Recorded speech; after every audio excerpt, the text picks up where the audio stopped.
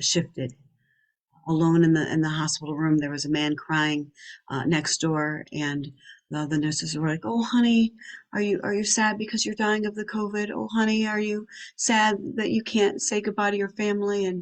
And all of a sudden, through my door burst all of these people and their hazmat suits, and they were poking and prodding me, and I was listening to this seminar, the Rise Up World Challenge, and all of a sudden, Pete, the leader's like, close your eyes and shut out all of the chaos around you, and you can change your story.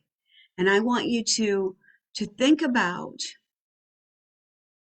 all of your goals and all of your hopes and all of your dreams, and what your life will be like 5 years from now. It's like, do you have the picture? Do you have that in your mind? And then he said, now I want you to see yourself and see your surroundings. And use your five senses. What do you see? Touch, taste, feel, hear, uh, and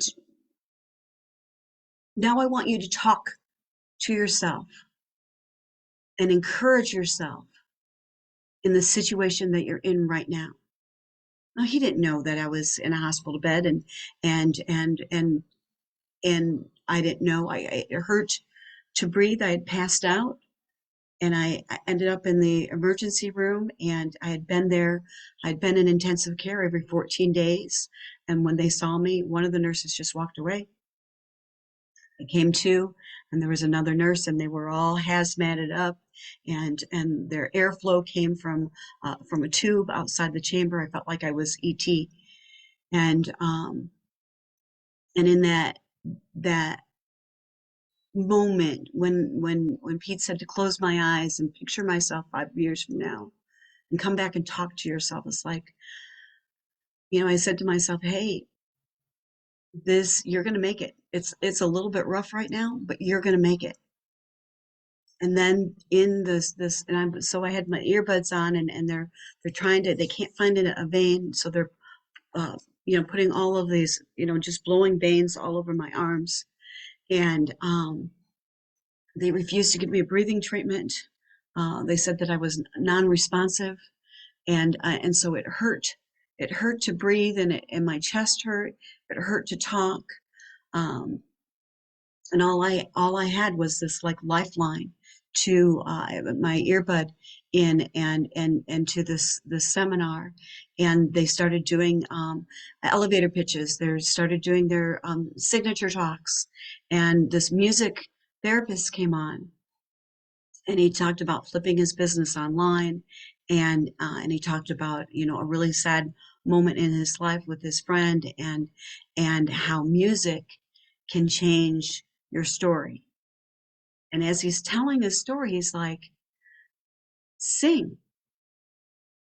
And I'm like, everything's going on around me, and I've got my eyes closed, and I'm listening to this guy, and he starts to sing, some time in your lives, you all have pain, you all have sorrow, but if you are wise, you know that there's always tomorrow.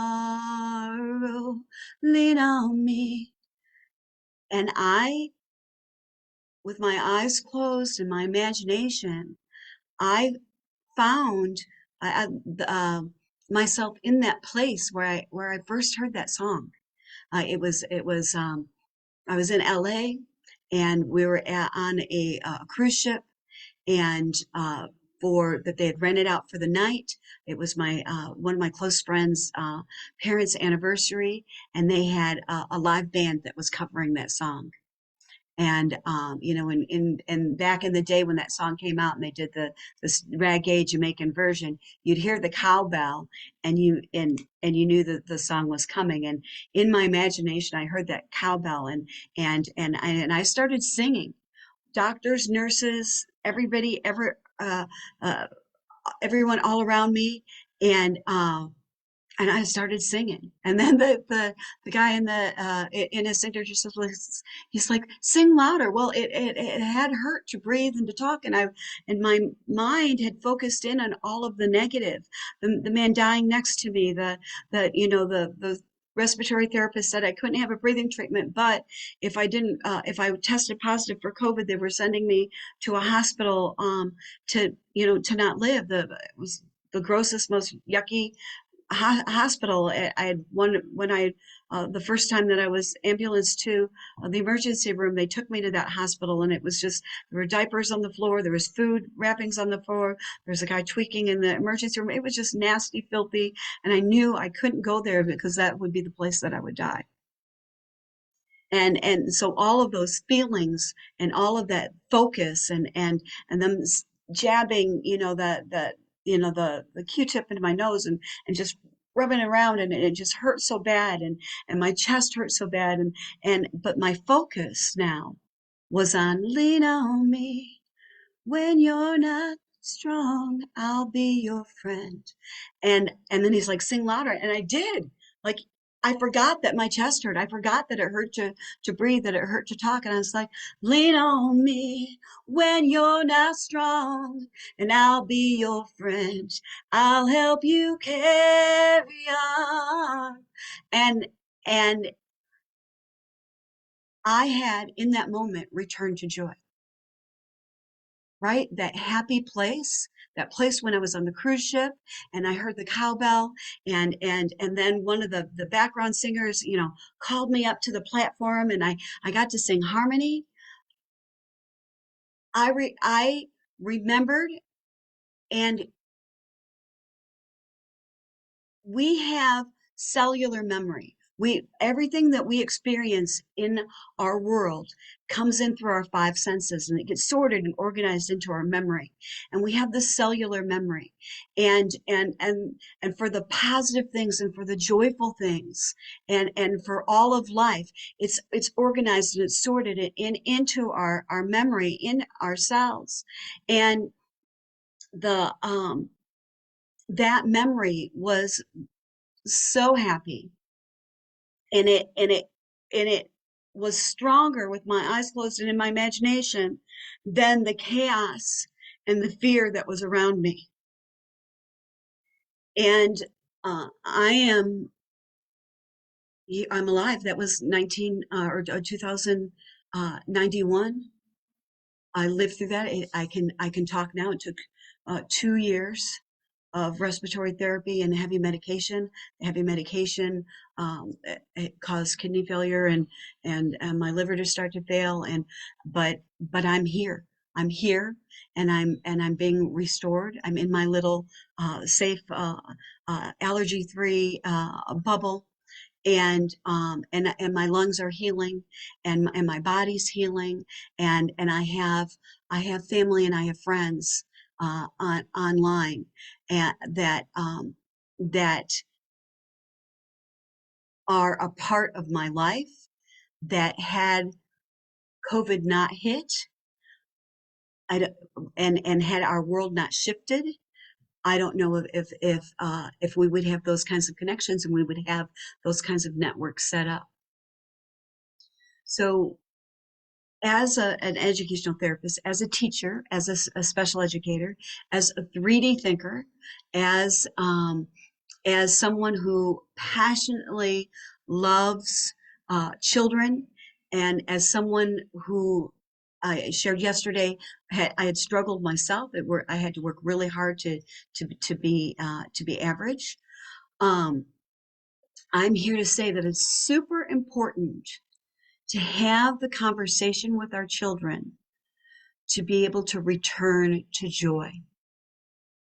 And what I'm asking you to do is either one child at a time, or as a family group, When COVID hit, that was another time that I was in the hospital.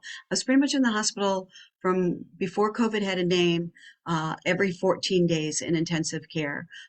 And one of the times I saw it coming, the shutdown of the schools, and I was in the hospital bed, and and I remember emailing my school, and it's like, okay, nobody's ready, but you guys are ready. We have teachers that are internationally, YouTube teachers and Google Classroom teachers that are internationally, online, that know how to do this. Gather your teams, gather, and they built up a, a school system that kept our school values.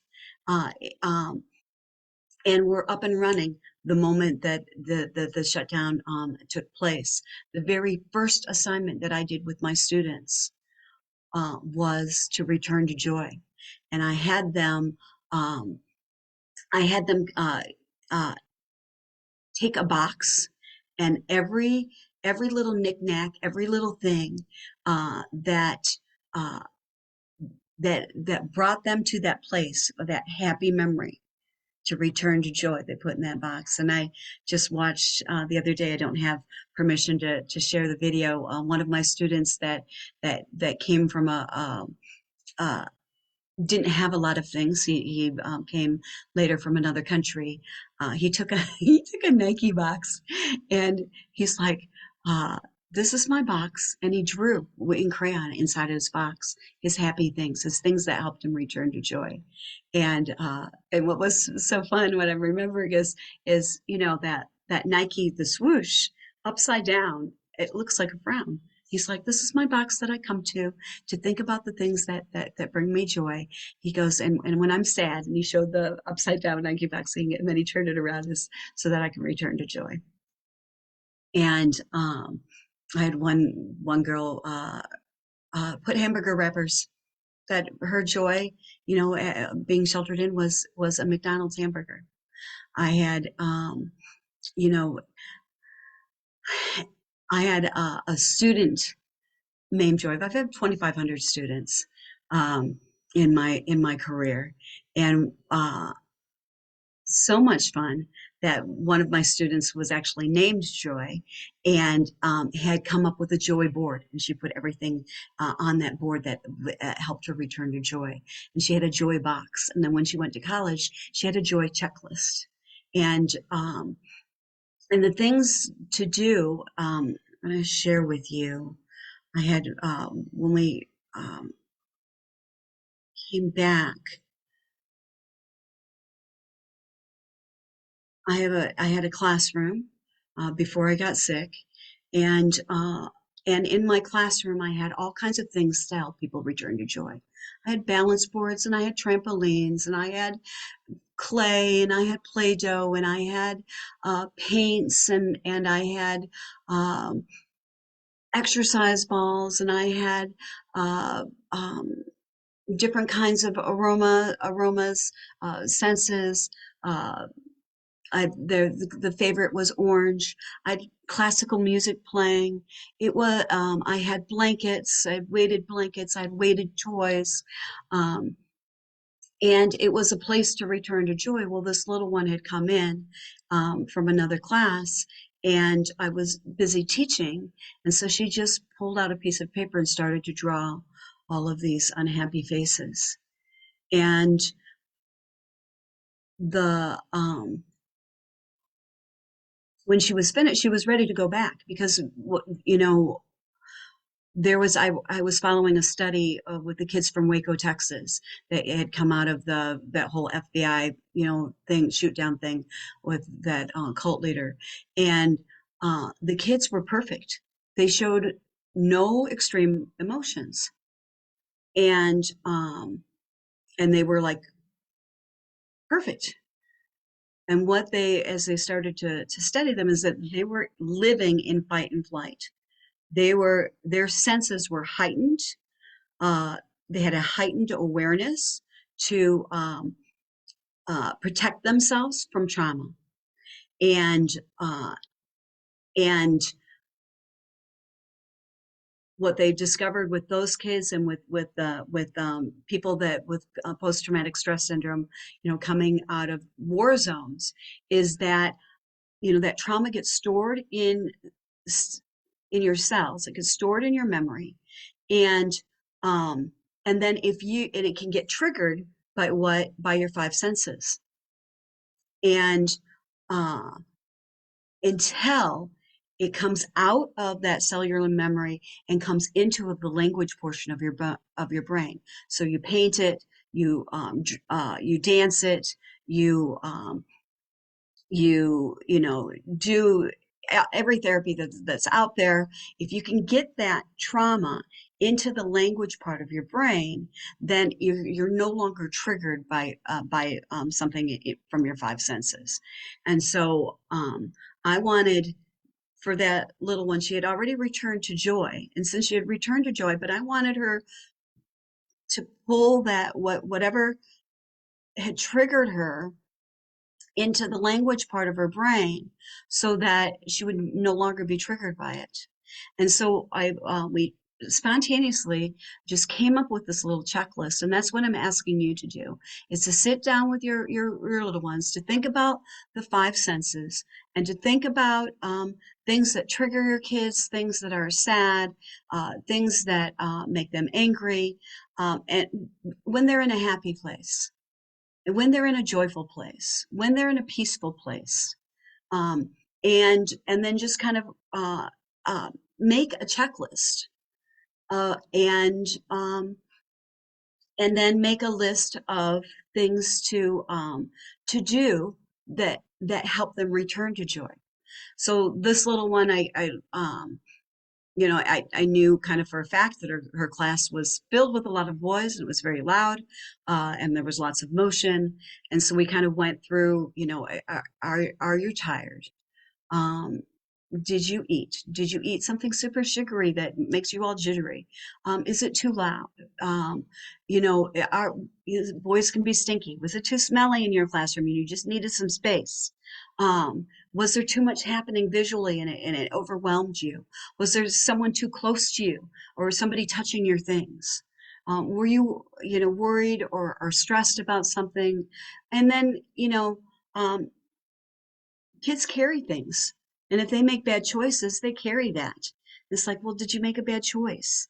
Were the girls talking about you? Were you talking about other girls? Are you, and then we went back to the tired, and the too much sugar. And then she had misunderstood I was in a little missionary school.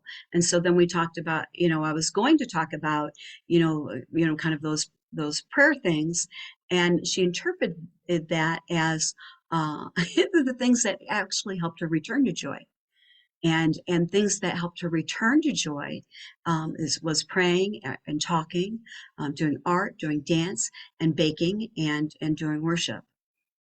So this is what I recommend, is to have that heart-to-heart conversation with your child, with your class. This would be an excellent thing to do, to brainstorm and to do with your class at the beginning of the school year, when you're setting up your class rules. It's like, well, let's get some categories here. And what are some things that can upset you, that can hurt your feelings, or make you angry, or make you sad, or and just do the list, and then and then and then brainstorm about ways to return each other to joy, or for them to be able to return to joy. So that way, when someone does fall down and get a boo-boo, or someone does get their feelings hurt, or someone doesn't do well on a test, or whatever happens, they have the language to talk about returning to joy, and they also have the language to help each other return to joy. Um, Not that we're responsible for each other's happiness and that we're responsible for each other's joy, but we can create an environment.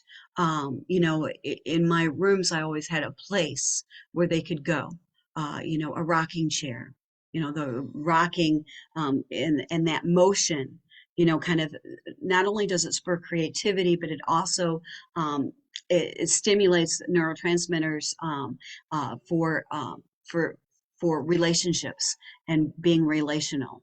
And it kind of is a reboot, a swing, like I have in my classroom, balance boards and um, bean bags and all those kinds of things. So this is Karen Marie asking you uh, to spend some time with your loved ones and have the conversation about joy and peace and how to return to joy in when things happen.